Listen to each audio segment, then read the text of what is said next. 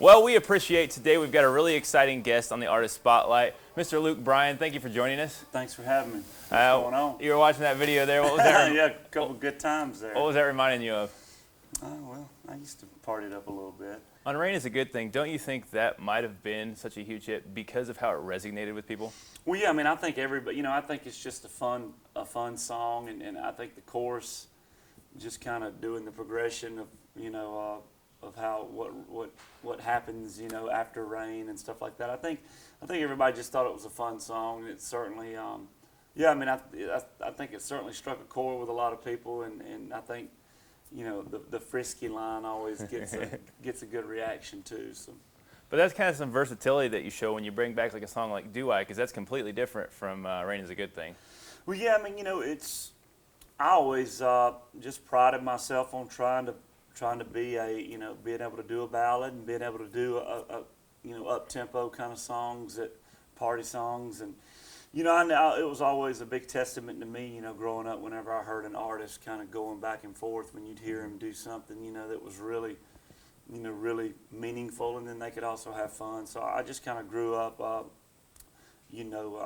big Alabama fan, and heck, they had some big time love songs, but then they had probably the best party songs of all time with like Dixieland Delight and stuff. So I was just always a big fan of them, and so it's nice to be able to, to kind of be able to bounce back and forth. Some people get pinned, they get a stereotype of only being able to do, one type of song. So it's nice that I haven't had to deal with any of that.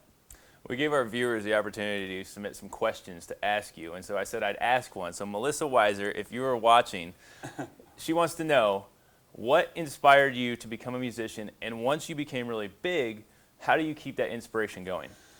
Well, what inspired me is I looked back, before, all the years of, even before I ever got in a tour bus or ever had a song on the radio, and I just, would load instruments and speakers up in the back of a truck and drive them across Georgia, and, leave the house at 7 a.m. and start setting up and set up all day and do a sound check, and then finally at 11:30 that night, do a show, and I enjoyed every minute of it. I think so. I think now I just, it's all certainly on a different level, but I still, when it comes time to get on stage and connect with the fans and just see how much fun they're having. I mean, it makes it's as exciting, as it, that's as exciting as it was. Heck, back in those first, shows when we used to just get Old Barn together and put a stage in Old Barn and play. So, I mean, my thing is, it's just a privilege to get to do this, and that's really about all the inspiration I need, and just continuing to keep, giving music to the fans and stuff. How often do you have moments where you take like a snapshot in your mind and think, I want to remember this one day? Oh yeah, all the time. I mean, a few months back, we played in Atlanta, and Bobby Cox came to the show, and we.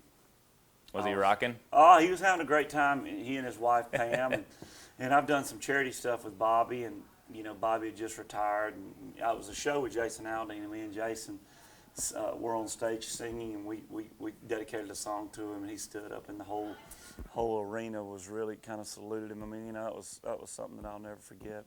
Well, I appreciate you coming on the Spotlight. Thanks for having me. We're going to see a little bit of a look in on the actual stage show here coming up.